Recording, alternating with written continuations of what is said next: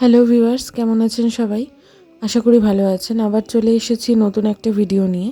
আজকে আমাদের গন্তব্যস্থল হলো, থাম্বনেল দেখে অলরেডি বুঝতে পেরে গেছেন, খিদিরপুরে অবস্থিত ভূকৈলাস শিব মন্দির এবং তার সংলগ্ন ঘোষালদের কুলদেবী পতিতপাবনীর মন্দির। তো সেই মন্দিরে যেতে হলে কিভাবে যাবেন, মন্দিরের সময়সূচি এবং অবশ্যই মন্দিরের ইতিহাস সব কিছুই আপনাদের সাথে আমি এই ভিডিওর মাধ্যমে শেয়ার করে নেব। তাই পুরো ভিডিওটা শেষ পর্যন্ত দেখতে থাকুন, স্কিপ না করে। প্রথমেই বলে রাখি, এই মন্দিরে যেতে হলে কিভাবে যাবেন। এই মন্দিরে যাওয়ার জন্য অনেকগুলো অপশনস রয়েছে, অনেকগুলো রুট রয়েছে, যে রুট দিয়ে আপনারা যেতে পারেন। তার মধ্যে সবথেকে ইজিয়েস্ট রুট আমার কাছে মনে হয়েছে ট্রেনটাই, কারণ ট্রেনটা সবথেকে বেশি কমফোর্টেবল যাতায়াতের জন্য, এবং ট্রেন রুট থেকে খুব একটা বেশি মন্দিরে পৌঁছতে সময়ও লাগে না। আমি যতটুকু দেখলাম, আমি চক্ররেলে গেছিলাম 9টা সময়, যে চক্ররেল ছাড়ে হাবড়া মাঝেরহাট দমদম ক্যান্টনমেন্ট স্টেশন থেকে, আমি সেটা ধরে ডাইরেক্ট খিদিরপুরে নেমেছিলাম। সেখানে নেমে কিভাবে গেছিলাম সেটা আমি আপনাদেরকে দেখিয়ে দেব। এছাড়াও আপনারা চাইলে শিয়ালদা স্টেশন থেকে বাস ধরে ডাইরেক্ট খিদিরপুর ট্রাম ডিপোতে এসে নামতে পারেন। সেখান থেকে আপনারা হাঁটা পথে পৌঁছতে পারেন এই মন্দিরে, অথবা এসপ্ল্যানেড অথবা শ্যামবাজার থেকে বাস ধরেও আপনারা খিদিরপুরের এই মন্দিরে পৌঁছাতে পারেন। এটা হচ্ছে খিদিরপুর স্টেশন। খিদিরপুরে একটাই প্ল্যাটফর্ম রয়েছে, এটা হচ্ছে খিদিরপুর প্ল্যাটফর্ম। এই যে সিঁড়িটা নেমে যাচ্ছে, এই সিঁড়ি দিয়ে নেমে তারপরে মেন রোডে উঠতে হবে ফার্স্টে আপনাদেরকে। আমি স্টেশন দিয়ে টিকিট কাউন্টারের সামনে দিয়ে বেরিয়ে সোজা কিছুটা হেঁটে এসে এই যে দেখতে পাবেন মেন রোডে এসে উঠেছিলাম। মেন রোডে ওঠার পর ডান দিকে যে রাস্তাটা চলে গেছে, ডান দিকে টার্ন নেবেন। ডান দিকে কিছু দূর এগিয়ে দেখবেন আরেকটা 3 মাথার মোড় পাবেন আপনারা। সেই মোড়ে আপনাদেরকে পৌঁছতে হবে। জগন্নাথ মন্দিরে যাওয়ার যে রাস্তাটা, এই রাস্তাটাও ওই রাস্তার মধ্যেই পড়ে। মানে যারা আমার জগন্নাথ মন্দিরের ভিডিও দেখেছেন তারা আশা করি জানবেন যে এই রাস্তা দিয়েই জগন্নাথ মন্দির আমি গেছিলাম আগের বার। তো যাই হোক, এটা একটা পেট্রোল পাম্প, আপনারা এটাকে ল্যান্ডমার্ক হিসেবে ইউজ করতে পারেন। এই 3 মাথার মধ্যে এই পেট্রোল পাম্পের পাশ দিয়ে যে রাস্তাটা চলে গেছে, এই রাস্তাটা ধরে কিছুটা দূর এগোতে হবে আপনাদের, জগন্নাথ মন্দির অবধিও যেতে হবে না। এখানে কোনো প্রপার ল্যান্ডমার্ক নেই, তাই জন্য আমি আপনাদেরকে বলতে পারলাম না। তবে একজন আখ বিক্রেতা বসেছিলেন, উনি আমাকে দেখিয়ে দিয়েছিলেন রাস্তাটা। এই আখ বিক্রেতা কাকুটা, যার দোকান ছিল, ঠিক তার পাশের যে গলিটা, এই রাস্তা দিয়ে কিছু দূর এগোলেই আজকে আমাদের গন্তব্যস্থল ভূকৈলাস শিব মন্দির পড়বে। আমি ওই রাস্তা দিয়ে, মানে গলি দিয়ে ঢুকে কিছুটা আসার পর এরকম আবার আপনাকে টার্ন নিতে হবে। বেশি দূর ঘোরার কোনো প্রয়োজন নেই, কারণ এই রাস্তাটা সোজা রাস্তা। আপনাদের যদি বুঝতে অসুবিধা হয় তাহলে আপনারা স্থানীয় কাউকে জিজ্ঞেস করবেন, ভূকৈলাস শিব মন্দির যাব, আপনাকে দেখিয়ে দেবে।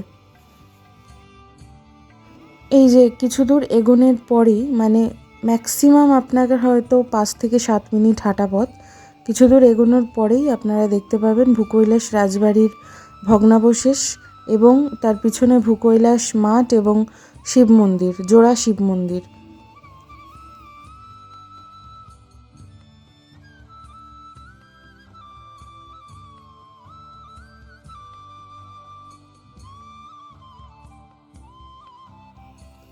এটি হচ্ছে ভূকৈলাস শিব মন্দিরের প্রবেশের জন্য প্রধান প্রবেশদ্বার, এবং প্রবেশদ্বারের গায়ে কলকাতা মিউনিসিপ্যাল কর্পোরেশন থেকে যে হেরিটেজ সম্মানটি এই শিব মন্দির পেয়েছে সেটা লাগানো রয়েছে, এবং প্রবেশদ্বারের দুই পাশে রয়েছে দুটো সিংহদুয়ারও বলা যেতে পারে এই প্রবেশদ্বারটিকে।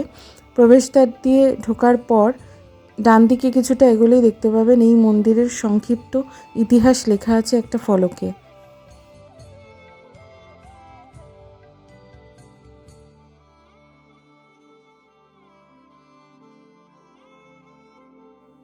মন্দির চত্বরে প্রবেশ করার পর ডান দিকের যে শিব মন্দিরটি, সেই শিব মন্দিরটির মহাদেবের নাম হচ্ছে কৃষ্ণচন্দ্রেশ্বর, আর এই যে বাঁদিকের যে শিব মন্দিরটি, সেই শিব মন্দিরের মহাদেবের নাম হচ্ছে রক্তকমলেশ্বর।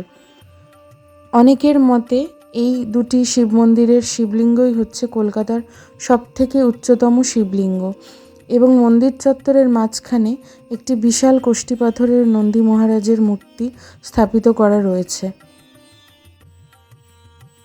রাজা জয়নারায়ণ ঘোষালকে ভূকৈলাস রাজপরিবারের প্রতিষ্ঠাতা বলে গণ্য করা হয়। তিনি বাংলা, ইংরেজি, সংস্কৃত, আরবি, পার্সি ভাষায় ভীষণভাবে সুদক্ষ ছিলেন। ওয়ারেন হেস্টিংসের কাছ থেকে মহারাজা বাহাদুর খেতাবটিও পেয়েছিলেন। বংশপরম্পরায় তিনি নুন, সোনা এবং ধাতুর ব্যবসা করে ধনী হন। সেই টাকা দিয়েই তিনি তার পৈতৃক বাড়ির কাছে কালীবাগানে 108 বিঘা জমি কেনেন এবং রাজবাড়ি তৈরি করেন। 1781 সালে এই 108 বিঘা জমির উপরেই তিনি তার বাবা এবং মায়ের স্মৃতির উদ্দেশ্যে রক্তকমলেশ্বর এবং কৃষ্ণচন্দ্রেশ্বর নামে দুটি শিবলিঙ্গ এবং শিব মন্দির প্রতিষ্ঠা করেন এবং এই জমির মধ্যেই তিনি শিবগঙ্গা নামে একটি পুকুর খনন করেন, যেটি এখনও বর্তমান। এই শিব মন্দির দুটো যথেষ্ট বড় এবং 8 চালা বিশিষ্ট। তার মধ্যে রক্তকমলেশ্বর শিব মন্দিরের ভিতরে এখনও পর্যন্ত পঙ্খের কিছু কাজ বর্তমান রয়েছে। যেহেতু প্রচুরবার রিনোভেশন করা হয়েছে, তাই জন্য অনেক কারুকার্য উঠে গেছে। তবু এই রক্তকমলেশ্বর মন্দিরের ভিতরে অবশিষ্ট কিছু পঙ্খের কাজ এখনও পর্যন্ত রয়ে গেছে।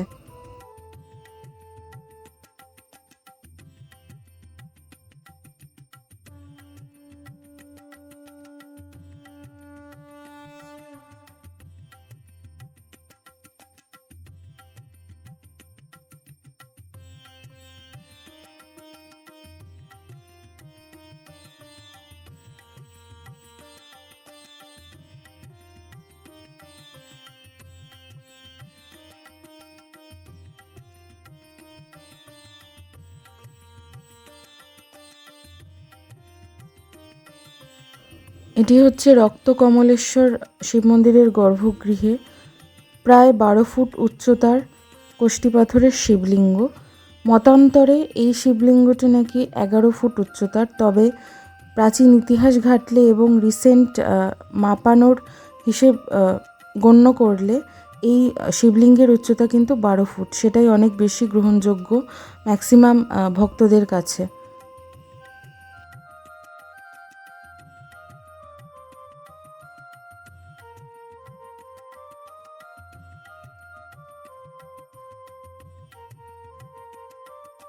এটি হচ্ছে কৃষ্ণচন্দ্রেশ্বর শিব মন্দির। দুটো শিব মন্দিরের গর্ভগৃহের সামনেই কিন্তু ত্রিখিলানযুক্ত প্রবেশদ্বার রয়েছে এবং দুটি শিব মন্দিরই 8 চালা বিশিষ্ট। আগেই আপনাদেরকে বললাম। এই শিব মন্দিরের একদম চূড়ার অংশে 3টে ত্রিশূলও রয়েছে এবং দুটো শিব মন্দিরই উঁচু বেদির উপর নির্মিত করা হয়েছিল। এটি হচ্ছে কৃষ্ণচন্দ্রেশ্বর শিব মন্দিরের ভিতরের অংশটা। এই মন্দিরের ভিতরে খুব সম্ভবত মনে হয় রেনোভেশন করার পরে কোনো পঙ্খের কাজ আর অবশিষ্ট নেই।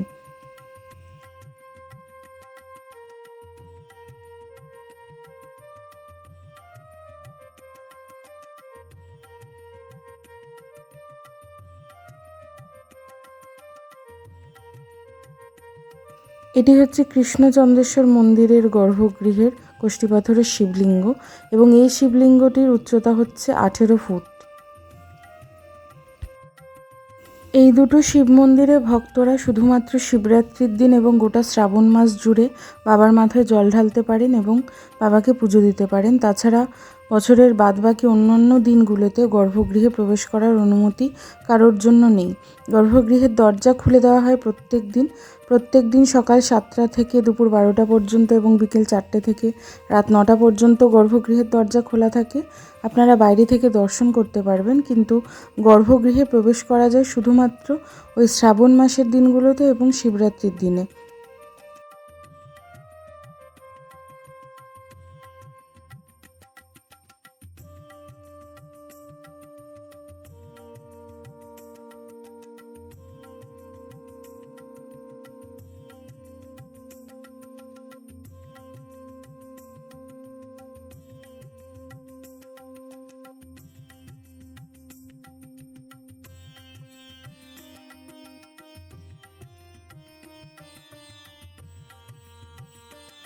দুটো শিব মন্দিরের গর্ভগৃহ প্রদক্ষিণ করার জন্যই মন্দিরের বাইরে যথেষ্ট জায়গা রয়েছে। সেই জায়গা দিয়ে আপনারা গর্ভগৃহ প্রদক্ষিণ করতে পারেন, বাবাকে প্রদক্ষিণ করতে পারেন। যেহেতু রক্তকমলেশ্বর মন্দিরের রেনোভেশনের কাজ চলছে, ওই স্পেসটা যথেষ্ট অগোছালো হয়ে আছে, তাই জন্য রক্তকমলেশ্বর মন্দিরের গর্ভগৃহটা আমি প্রদক্ষিণ করতে পারিনি। এটা কৃষ্ণচন্দ্রেশ্বর মন্দিরের গর্ভগৃহ, এটা আমি প্রদক্ষিণ করে আপনাদের দেখিয়ে দিচ্ছি। আপনারা চাইলে গর্ভগৃহ প্রদক্ষিণ করতে পারেন। এই ভিডিওর মাঝে আপনাদের সাথে আরও একটা কথা শেয়ার করি। আসলে আমার একটা ভুল হয়ে গেছে, সেটাই আপনাদেরকে জানিয়ে রাখি, নাহলে আপনাদের অসুবিধা হবে। সেটা হলো, এই মন্দিরে যাওয়ার আগে পর্যন্ত আমি ভূকৈলাস শিব মন্দির এবং তার পাশে যে ঘোষালদের কুলদেবী মা পতিত পাবনীর মন্দির আছে সেটার ব্যাপারে জানতাম। আমি যাওয়ার আগে পর্যন্ত পুরোটা ইনফরমেশন ভালোভাবে গ্যাদার করতে পারিনি, তাই জন্য শিবগঙ্গা যে পুকুরটা, যেটি এই শিব মন্দিরের পাশেই রয়েছে, সেই পুকুরের চারপাশে আরও 4টে ছোট্ট ছোট মন্দির রয়েছে। রাম, লক্ষ্মণ, সীতার, সিদ্ধিদাতা গণেশের, মা সরস্বতীর এবং খুব সম্ভবত বজরাংবলীর। এবং পুকুরের অপর দিকে অপোজিট সাইডে রাজা জয়নারায়ণ ঘোষালের একটা মূর্তি ছিল, মানে যেখানে মূর্তি স্থাপিত আছে এরকম একটা ঘর ছিল। আমি সেটাও মিস করে গেছি একেবারেই। আমি ফিরে আসার পর একজনের মুখ থেকে শুনেছিলাম যে এগুলো রয়েছে। আমি আসলে পুকুরের আর ওই পাশটায় যাইনি। তো আপনারা যদি যান মন্দিরে, অবশ্যই কিন্তু পুকুরের চারপাশটা একবার প্রদক্ষিণ করে আসবেন, মন্দিরগুলো দেখে আসবেন। ছোট ছোট একদম পুকুরের চারপাশেই রয়েছে, কিন্তু আপনারা দেখলে আপনাদের ভালো লাগবে। আমি নেক্সট টাইম গেলে অবশ্যই মনে করে যাওয়ার চেষ্টা করব। এটা এবার হচ্ছে পতিত পাবনী মন্দিরে যাওয়ার রাস্তা। একদম ভূকৈলাস শিব মন্দিরের পাশে একটা দেখবেন গ্যারেজ মতো জায়গা আছে, তার পাশ দিয়ে যে রাস্তাটা গেছে, এটা শর্টকাট বলতে পারেন। এই রাস্তাটা দিয়ে জাস্ট 1-2 মিনিট হাঁটলেই আপনারা পতিত পাবনী মন্দির, মানে ভূকৈলাস রাজবাড়ির কিছুটা অংশের মধ্যে প্রবেশ করতে পারবেন। এটা রাজবাড়িতে প্রবেশের জন্য যে রাস্তাটা, সেই রাস্তাটা। এই মন্দিরটিও কিন্তু কলকাতা মিউনিসিপ্যাল কর্পোরেশন থেকে হেরিটেজের তকমা পেয়েছে। বিশাল বড় বড় মোটা থামের পাশ দিয়ে মন্দিরে প্রবেশ করার রাস্তা, এবং সেই রাস্তার মাঝখানে উপরের দিকে একটা বড় ঘণ্টা চোখে পড়বে। এই মন্দির চত্বরটাও কিন্তু বেশ বড়, এবং এই মন্দির চত্বরের মধ্যে মা পতিত পাবনীর মূল মন্দির ছাড়াও আরও 4টে মন্দির এবং একটি নৃত্যশালা রয়েছে। সবকটাই আপনাদেরকে ঘুরিয়ে দেখাবো, চলুন। 1781 সালে রাজা জয়নারায়ণ ঘোষাল ভূকৈলাস শিব মন্দির স্থাপনের পরের বছর 1782 সালে তিনি ঘোষাল পরিবারের কুলদেবী মা পতিত পাবনী অর্থাৎ মা দুর্গা মহিষাসুরমর্দিনী রূপে এখানে বিরাজ করছেন, তার মন্দির প্রতিষ্ঠা করেন এবং তার মূর্তি প্রতিষ্ঠা করেন মন্দিরের গর্ভগৃহে। মা পতিত পাবনীর মূল মন্দিরটির গঠনশৈলী আর বাকি মন্দিরের গঠনশৈলীর থেকে কিন্তু কিছুটা আলাদা, এবং মন্দিরের ভিতরে ঢোকার প্রবেশপথেই কিন্তু একটি বড় ঘণ্টা ঝোলানো রয়েছে। মন্দিরে ঢোকার আগে দেয়ালে এই মন্দিরের ইতিহাস সম্পর্কে সংক্ষিপ্ত বিবরণ দেওয়া রয়েছে। মন্দিরে ঢোকার জন্য 3টে প্রবেশ দ্বার রয়েছে এখানে। মাঝখানের প্রবেশদ্বার দিয়ে ঢুকেই একদম মন্দিরের মায়ের গর্ভগৃহের সামনাসামনি পৌঁছানো যায়। মন্দিরের মেঝে সম্পূর্ণ মার্বেল পাথর দ্বারা নির্মিত।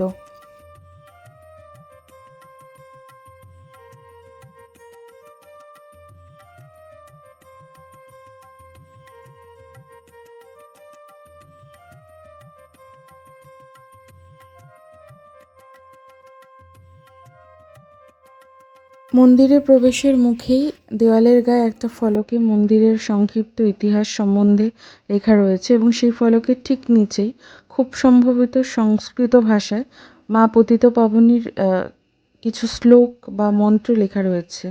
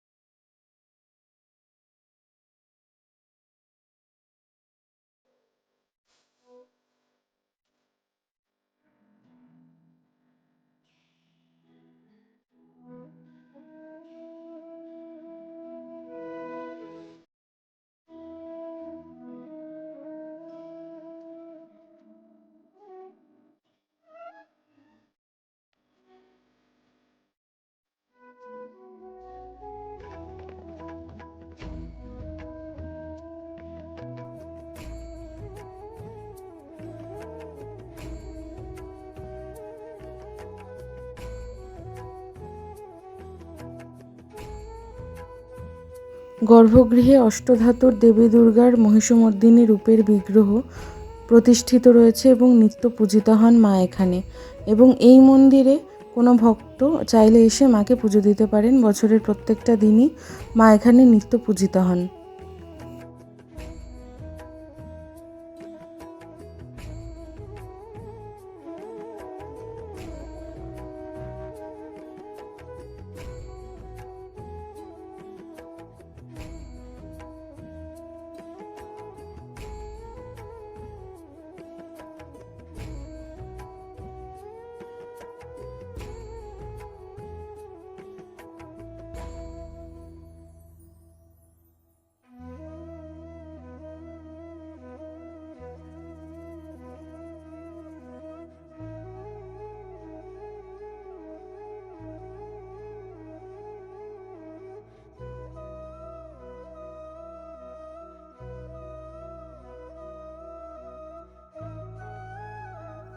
মা পতিতপাবনীর মন্দির থেকে বেরিয়ে প্রথমে ডান দিকে যে মন্দিরটা চোখে পড়বে সেটি হচ্ছে দেবী কালীগঙ্গার মন্দির। দেবী কালীগঙ্গা হলো সাধারণত দেবী মকর বাহনার এক উগ্র স্বরূপ। মায়ের গাত্রবর্ণ এখানে আপনারা দেখতে পাচ্ছেন ঘোর কৃষ্ণবর্ণ এবং মা চতুর্ভুজা। বাম দিকের উপরের হস্তে অঙ্কুশ এবং নিচের হস্তে বরমুদ্রা প্রদান করছেন এবং দক্ষিণ হস্তের উপরের হস্তে অভয় মুদ্রা ও নিচের হস্তে বরমুদ্রা প্রদান করছেন।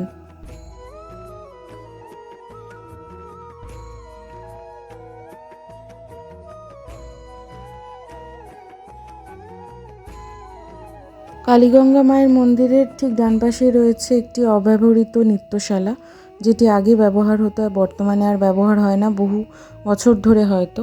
এবং নৃত্যশালার বাঁ পাশে রয়েছে একটি তুলসী মঞ্চ।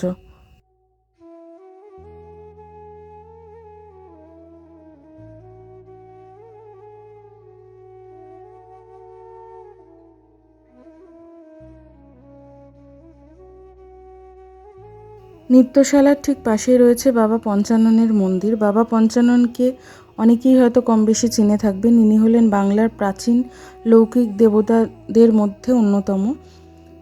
এনার গাত্রবর্ণ ঘোর কৃষ্ণ, ত্রিমস্তক বিশিষ্ট ইনি, চতুর্ভুজ এবং খচ্চরের উপর উপবিষ্ট। এনাকে সাধারণত মহাদেব শিবের একটি রূপ হিসেবে গণ্য করা হয়, অথবা অনেক জায়গায় শিবের পুত্র হিসেবেও এনাকে পুজো করা হয়। গ্রাম এবং শিশুদের রক্ষাকর্তা হিসেবেই এনাকে পুজো করা হয়।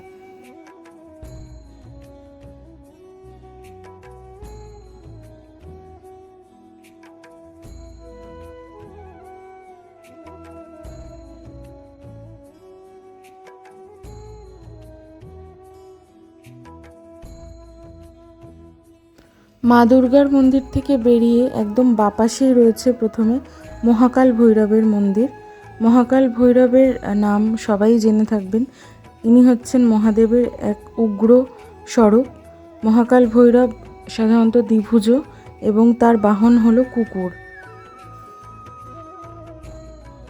ভূকৈলাস শিব মন্দিরের মতো মা দুর্গার মন্দিরও সকাল 7টা থেকে দুপুর 12টা পর্যন্ত এবং বিকেল 4টে থেকে রাত 8:30 9টা পর্যন্ত খোলা থাকে। তবে মা দুর্গার মন্দিরে আপনারা চাইলে কিন্তু এসে পুজো দিতে পারেন। প্রত্যেক দিনই পুজো দেওয়ার ব্যবস্থা রয়েছে।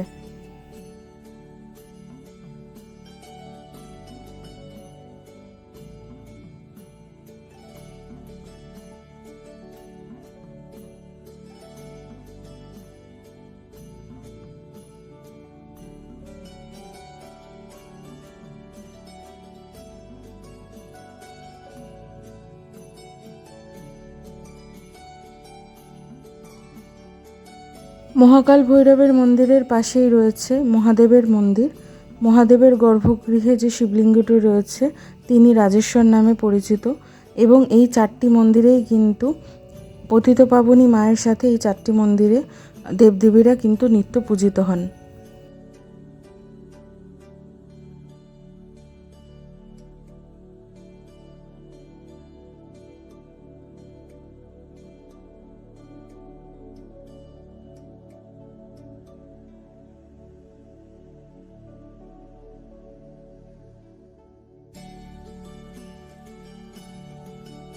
মন্দিরের পাশেই রয়েছে শিবগঙ্গা পুকুর। এটি পুকুর, পুকুরের চারপাশে মন্দিরগুলো আমি সত্যিই মিস করে গেছি। পরের বার গেলে অবশ্যই যাব, তখন আপনাদেরকে দেখাবো। যাই হোক, ভিডিওটা আজকে এই পর্যন্তই ছিল। কেমন লাগলো অবশ্যই আমাকে কমেন্ট করে জানাবেন। ভালো লাগলে প্লিজ চ্যানেলটিকে সাবস্ক্রাইব করে আমাকে সাপোর্ট করবেন এবং ভিডিওটিতে একটি লাইক করে দেবেন। আপনাদের সাথে দেখা হচ্ছে নতুন একটা ভিডিও নিয়ে। ততক্ষণের জন্য সবাই ভালো থাকবেন। সবাইকে টাটা, অনেক ধন্যবাদ।